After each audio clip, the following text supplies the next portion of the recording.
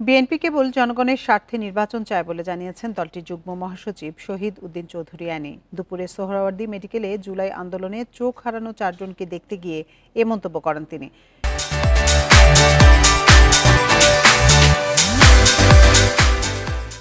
Shahid Uddin Chowdhury Annie বলেন, এই সরকার জুলাইয়ে আহতদের তাচ্ছিল্য করছে।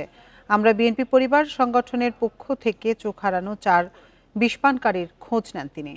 শহীদ উদ্দিন চৌধুরী অ্যানি বলেন, সরকার জুলাই আহতদের পাশে না থাকলেও বিএনপি সবসময় পাশে থাকবে। ফ্যাসিবাদের বিরুদ্ধে লড়াই অব্যাহত রাখবে বিএনপি। বুধবার চক্ষু বিজ্ঞান ইনস্টিটিউটে জুলাই আহতদের সঙ্গে হাসপাতালের কর্মীদের সংঘর্ষে সুষ্ঠু তদন্তের দাবি জানান তিনি। জনগণের স্বার্থে, দেশের স্বার্থে, জুলাই সর্বশেষ আন্দোলনের স্বার্থে বিগত 17 বছর আমরা যারা ত্যাগ স্বীকার করেছি, কষ্ট করেছি, যারা গুম হয়েছে, শহীদ হয়েছে, খুন হয়েছে, পঙ্গুত্ব বরণ করেছে, দৃষ্টিশক্তি হারিয়েছে, তাদের জন্য, দেশের জন্য, এজন্য নির্বাচন চাই।